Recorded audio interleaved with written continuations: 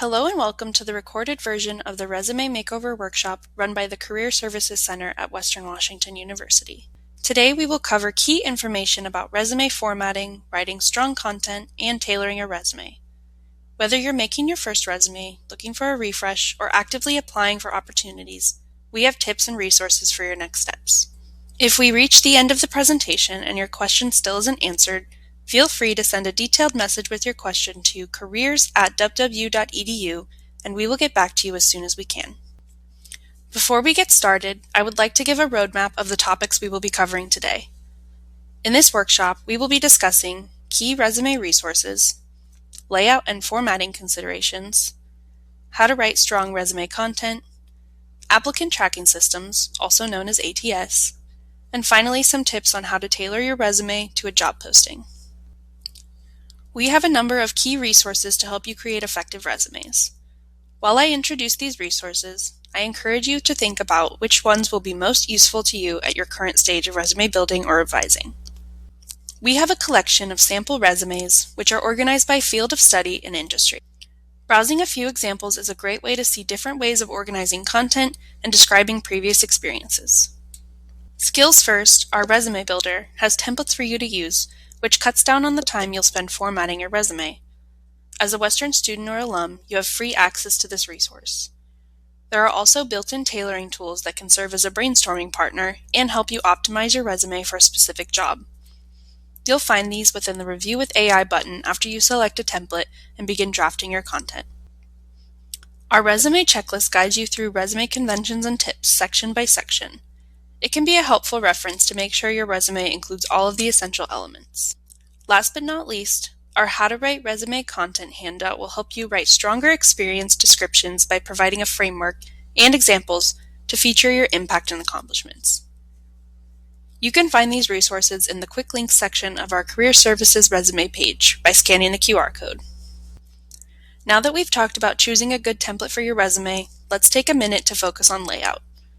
There isn't a single correct way to organize your resume, but we do have some recommendations. At the top of your resume is your header, which includes your name and contact information. If you have an up-to-date LinkedIn profile or you maintain a website or portfolio, you can include that link here as well. Next, we encourage you to include a key qualifications section.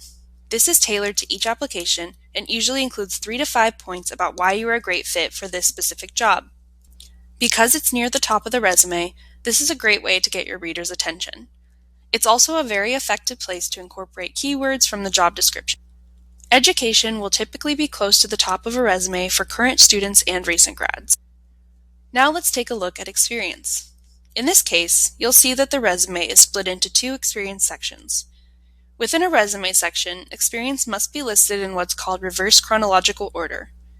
This means that you start with your most recent experience at the top and then work backwards. Having multiple experience sections lets you feature all of your most relevant experiences higher up on the page, even if they aren't your most recent experiences. Depending on your unique set of experiences and skills, as well as the types of opportunities you're applying for, you may have additional sections as well. In this case, the student has a leadership experience section. We recommend using the resume checklist when building your own layout and content. You can find this on our website. Now, I will invite you to think about references. Do they belong on your resume? Most job applications require you to list the name and contact information of your professional references. References can be past or current faculty, supervisors or managers, and coworkers. Reference information is not included on your resume, but instead is provided in the application or on a separate document. No mention of references, including references upon request, is needed on your resume. While you are preparing your application materials, it is important to reach out to the references you've selected to, confirm that they will be willing to be a reference for you, share a link to the position description along with a copy of your resume, and ensure that you have the correct and preferred contact information for them. I want to highlight a few more general best practices before we dive deeper into writing the content of your resume. Consistent formatting is important. Stick to size 10 to 12 font with the exception of your name. This can be size 18 to 24. Use a font type that reflects you and is still easy to read. Margins can be as small as 0.5 inches, but be consistent around the entire document. Feel free to use bold, shading, or small amounts of color to help keywords or headers stand out. Using a skills-first template will keep this process simple. Most current students or recent grads will have a one-page resume that they submit for job or internship applications. If you have previous full-time work experience, or as you gain that, your resume may grow to 2 pages. Maintain a master resume that contains all of your experiences, coursework, projects, etc., and pull what is most relevant based on the match for the position. This document can be as long as it needs to be. Jotting down details now while they're fresh will make future revisions much easier. Leave out I and my language in the resume. Instead, go straight to the action verb that describes what you did. Don't forget to proofread your document, and if you need help doing this, feel free to send it in to the Career Services Center through our Microsoft form on our website. Now that we've covered layout and format, let's talk about resume content. Your resume is about you and also your audience. For the next few slides, we're going to focus on how to write strong, accomplishment-focused experience descriptions. Then, we'll talk about how and why to tailor your resume for the specific opportunities that you're applying for. What are some of the different types of experience that someone can include on their resume? Jobs are just one of the many types of experiences that you can put on a resume. Let's take a look at some other activities that count as experience. Remember, experience comes in many forms. It can include paid and unpaid opportunities. If you don't have relevant work experience yet, consider highlighting class projects, internships, and club involvement.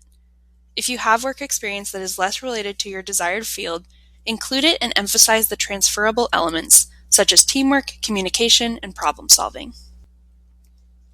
For whatever type of experience you have, the way you write about it matters. Instead of just listing duties and tasks, we encourage you to craft power statements that feature impact.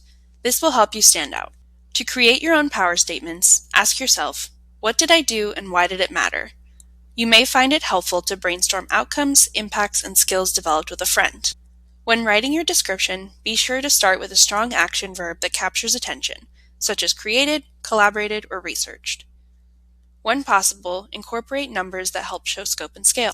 For example, if you tutored elementary students, how many students did you tutor? How often? Our How to Write Resume Content handout walks you through the steps in this process and provides some examples. You can find this resource in the Quick Links section of the resume page on our website. If you already have some resume content, our Good, Better, Best model can help you to strengthen and revise. Here we have an example. To make a good statement, you should always provide information on what you did. Here we have a bullet point that says, planned club events while managing the budget. How can we make this a better statement? Well, you can do so by quantifying and adding other details, even if they are not the results. Now we have planned 8 club events throughout the quarter while managing the budget and tracking spending. To get the strongest statement, you'll want to dig deep to get results. Why did you do it? Here we have attracted over 400 students during the quarter through 8 club events, while tracking spending and managing the budget for each event. This statement gives us the scope and scale by quantifying and adding other details, clearly provides what the person did, and it includes the outcome.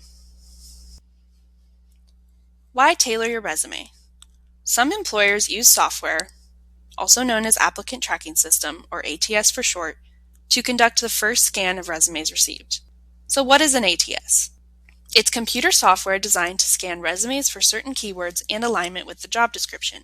Hiring managers can then screen candidates using the ATS, as well as track their progress through the hiring process. Getting past an ATS and landing a job interview requires a well-written resume that is mindful of ATS algorithms as well as the people pushing the buttons. Here are some tips. Carefully match your resume keywords to the job description every single time you apply. Use both the long form and acronym version of keywords. For example, Bachelor of Arts or BA for maximum searchability. Don't use tables or columns as they often cause major parsing errors. Avoid text boxes. Keep it simple, Microsoft Word works well. Remember that Western has a resume builder, Skills First, with over 500 templates that are ATS friendly and sample resumes on our website that you are welcome to use. Stay away from using Canva, as ATS tends to have issues with Canva documents. Use standard resume section headings like work experience rather than aiming for creative headings like where I've been. Upload your file in the requested format. Incorporating keywords and phrases from the job posting is one way to tailor your resume. You can do this in the power statements describing your experiences, as well as the summary of qualifications at the top of your resume. While you can and should incorporate language from the job posting, make sure the descriptions are accurate reflections of what you've actually done. The sample resumes on our website show what the key qualifications section can look like. Keep in mind that the Skills First tailoring tools can help you analyze your resume for keywords and skills gaps. Here we have an example of the desired qualification from a job posting. It says, experience in managing budgets and event planning. This person addresses this qualification in the following bullet point: planned club events while managing the budget, including anticipating and tracking spending. As we prepare to wrap up, I want to remind you of some key resources for your next steps. We have sample resumes on the resume page of the Career Services website.